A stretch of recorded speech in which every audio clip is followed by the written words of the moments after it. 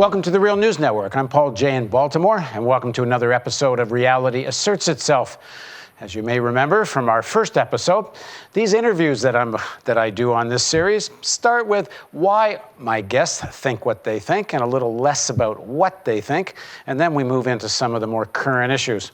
So now joining us in Baltimore is Vijay Prashad, who's quickly becoming one of the left's better-known public intellectuals. He's going to be the Edward Said Chair at American University at Beirut this year. He's the author of many books, including The Poorer Nations, A Possible History of the Global South, The Darker Nations, A People's History of the Third World, and Arab Spring, Libyan Winter. He also regularly writes for The Hindu, Frontline Magazine, and Counterpunch. Thanks very much for joining us. Thank you. So I'm very intrigued these days with the issue of identity, and not so much about identity politics, but more about when people think of themselves, like I say, I am, and then you fill in the blank. It could be I am Paul Jay, or I am, and I fill in a nationality. In my case, it's a dual citizenship, and frankly, I couldn't care less. But people fill in I am, but that I is very much a cultural product and a product of your experience. But as soon as we start learning language, we're learning the words filled with the assumptions of the culture we're brought up in. I mean, it could be as simple as the word cup, but sometimes you'll learn just the word cup and its functionality, but somebody might even explain to you that someone had to work to make a cup, and you get the concept that people work. Many people, that isn't part of their cultural experience. But more important, words like princess or words like father and the rest. And you're kind of brought up with most people brought up with the official narrative and the main assumptions of whatever society they're brought up in becomes part of my identity. And people think of it as that's who I am. Although so much of it isn't from their experience. It was transmitted to them. So to start with, like if you fill in the blank, Vijay Prashad, I am fill in the blank, what do you start with? Well, I mean, it's not an easy answer because nobody is one thing. It depends on who's asking me, what the context is. My assumption is going to always change in that context. But who am I? I'm an Indian. I was born in Calcutta. I grew up for most of my childhood in India. I came to the United States. I become part of the diaspora. I am a Marxist. That's my political horizon. I think of myself as an intellectual. I think of myself as somebody who's boring enough that anytime I'm confronted with anything, I want to find out, where did that come from? Why do you think this? That's why intellectuals are basically irritating people because they don't like to take reality as given. And so these are what one hopes intellectuals. Well, like yes. I mean, okay, let me put it this way. This is the kind of way that I understand my journey, my intellectual journey. It's become very much a part of who I am. So if somebody asks me, what are you? Well, of course, I'm a father. What are you? Well, of course, I belong in a family. And in my family, which is an enormous and very loving family, I have a role in there where I'll never, ever become my age. You're always a young person to older people. These are the frameworks in which I live. Now, it's not that normal these days when people fill in the blank to talk about class. I think it used to be more like, certainly if you were born into an aristocratic family, you might be proud of that and say so. If you're born into royalty, of course, you'd be more than happy to say that. But for the working class too, I think it used to be, I'm a worker, right. I come from the working class. A lot of that is not so much part of most people's, certainly ordinary people's identity anymore, although it certainly is their experience. But you were born into affluence. And you were quoted somewhere as saying, I came to Marxism sort of against my own interests because I was born into affluence. So talk a bit about that. Yeah, I mean, my family is an intellectual family. My grandparents were not wealthy people. They were government officials, or they were, one of my grandfathers was studied snails, translated books from Persian and Turkish. These were intellectuals, that's the background. My father was a very larger-than-life character. And he was in his 20s when India became independent. And he seized that opportunity. He went into industry, went into government as well, was very much in the position of, I want to build this new nation. He was obsessed with the Japanese. He had this idea that if the Japanese could make something of Japan, what's wrong with India? What's wrong with Egypt? What's wrong with Indonesia? These were his touchstones, these countries. So I grew up in a family where... And what did he do? So my father was an industrialist, and at the same time he worked for the Indian Mining Association. He worked for the Coal Association. He had government jobs. He worked in industry, went back and forth. As those kind of nationalists did. They understood their private sector work as part of a national project. And so I grew up in a family where we didn't want for anything. We lived in Calcutta, a great cosmopolitan city, but also a city filled with inequalities. And, at the same time, I was raised in this world where the idea was one doesn't make money only for your personal reasons, but you have to build this sort of national, society. So that was the basic framework of, my childhood, was that we've got these large dreams, but we didn't want for anything, and there was no point in my own childhood where I felt deprivation. Okay, but the expectations of who you were going to become, were they in your father's footsteps? You were going to be rich, you were going to be an enlightened industrialist then? That's the path you were supposed to be on? Oh, absolutely. The path was that you have to also contribute towards this, development of India. And this development of India was exactly in that light, that you have to enrich yourself, but at the same time, the nation has to grow. And these were not neoliberal people. They didn't believe that you have to line your pockets and damn the world. So in that sense, it was affluence, but it was affluence of a liberal kind. And I grew up, therefore, with a very strong liberal, tolerant environment. But I found in my teen years that liberalism is a great ideology, but it's grotesquely limited. Okay, define the liberalism you're talking about. The liberalism I'm talking about is basically the following. There are poor people in the world. There are two things we need to do for the poor people. One is we have to create employment for them. So we have to set up another factory or set up some kind of mechanism to employ people. Those who cannot be employed, 2 or 3 times a year we'll gather old clothes, we'll buy some blankets, we'll collect books, and we will personally go into a slum area and deliver them to the poor. This was the character of our liberalism. This is the environment in which I grew up in. We would go and hand out books to people, we would go and give blankets, and we'd say, this is how you solve the problem of poverty. Or my father would say, the way you solve it is you find a way to employ people. And, at one level, looking at it from today's perspective, from the neoliberal era, where even the idea that it's the responsibility of people to create jobs, or it's the responsibility of people to actively do good works, those have disappeared. But even if you go back to the pre-neoliberal era, and actually I want to get a bit into this whole use of neoliberalism, because just as an aside, it's like neoliberalism bad, if only we could get back to the good old days of just straight capitalism, as if World War I, World War II, and terrible poverty were the good old days.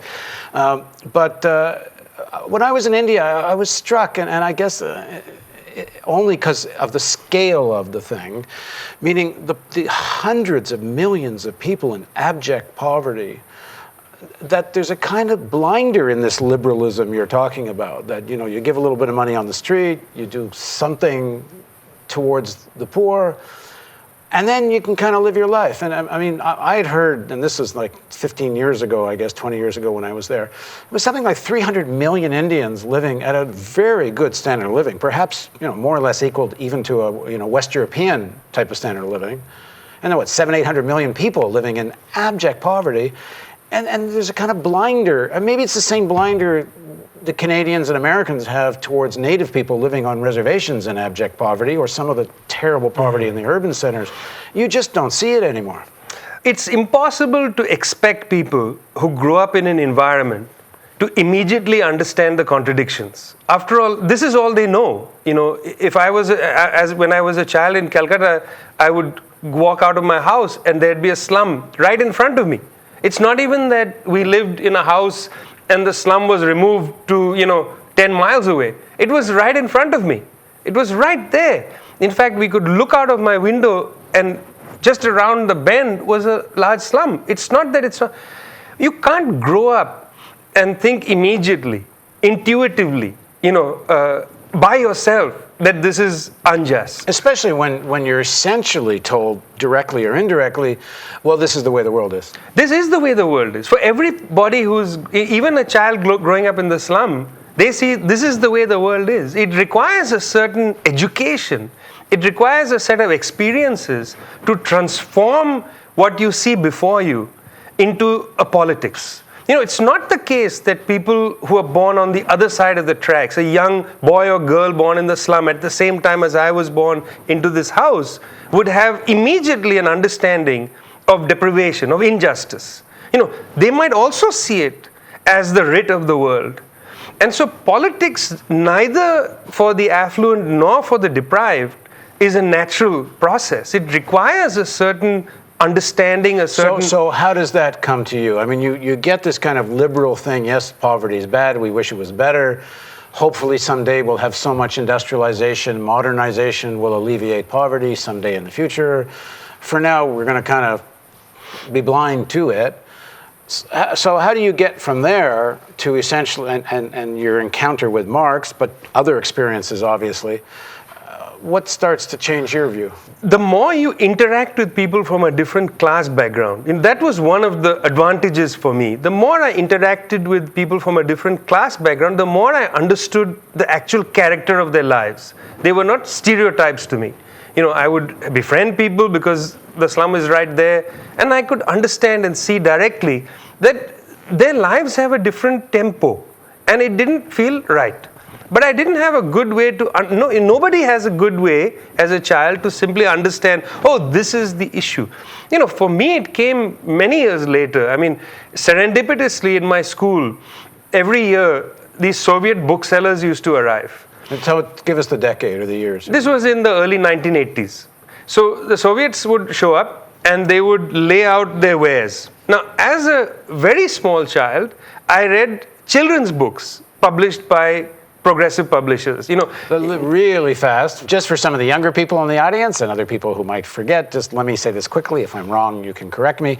India had this interesting position in the world in the 80s and before, where they're kind of playing footsie with the Russians, footsie with the Americans, and it wouldn't be unusual to see a Soviet published books of Marx and walk down the street and see an American movie, and both were contending within India. Oh, absolutely. I mean, it's not just in India, actually. In much of what was then the Third World, the Soviets had a very large soft power project of inundating our societies with books in various languages. They had a very large translation service. When I was a small child, we used to get lavishly produced Soviet books, stories about, fantasy stories about the Red Knight and the Blue Knight and etc. But maybe some fantasy stories about how Russia implemented Marx too. But anyway, I think these were from Russian folk tales, and these were not political. At least I shouldn't say that actually, because a scholar might have done an analysis and shown the hidden communist ideology in the Russian folk tales as they were being redone. But anyway, they also produced for us very inexpensive editions of Russian classic fiction. And, of course, Marx writings. So when you wrote this thing that I asked you ahead of time, what were sort of big moments for you and what changed your thinking?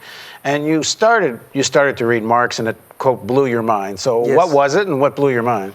Well, Marx is interesting because, firstly, I had never read a writer who wrote, with such incredible passion, both anger, he had an immense anger for things around him, but he also wrote this anger, what I now would say scientifically. And what age are you at?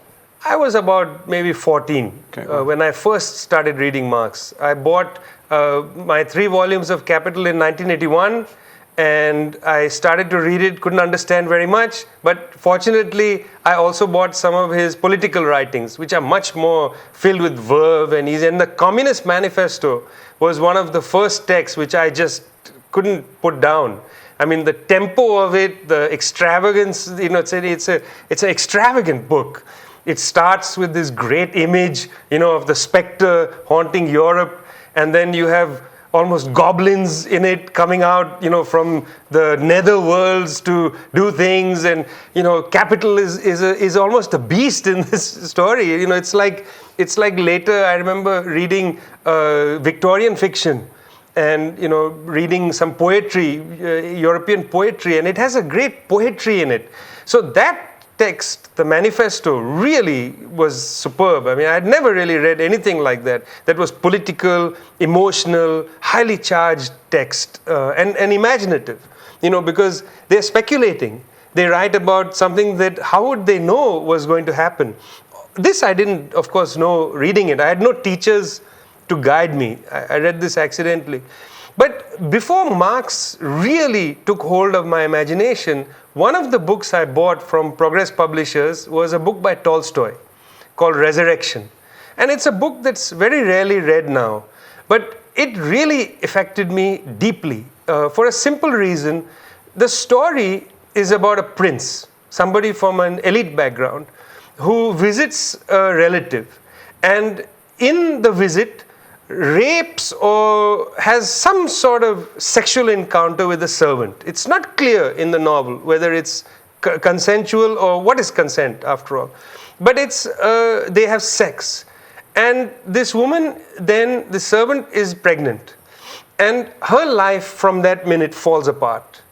Now, what's amazing about the novel Resurrection is that this prince is the best kind of person. And he tries his best to help her. In fact, at one point, she is sent off to the Gulag. The Tsar's courts condemn her to Siberia. And he rides his horse alongside the Gulag train, as they are walking in their caravan. And he wants to help her. And she keeps telling him, get out of my life because you can't help me. And what that novel, and of course, he can't help her. But what that novel demonstrated to me very powerfully, much more powerfully than English fiction, much more powerfully, was the futility of even the best liberal person. Your good intentions just cannot help you get out of the mess that the world is in. That really affected me deeply, that however well-intentioned you are, however many blankets you hand out to people, however nice you are to people of different class backgrounds, your personal good sense, your personal character is not going to help us transform the hideous atrocities that happen in the world, and often the hideous atrocities that happen because of things we do, not knowing that we're doing something hideous. Okay, that could lead some people to conclude, well, you just can't do any change, so I might as well just look after myself and my family and my career and the hell with the rest, because that's just the way life is. So in part 2 of our interview, we're going to talk about that, because that's not the conclusion you came to. So please join us for the next segment of this series of interviews with Vijay Prashad on Reality Asserts Itself on the Real News Network.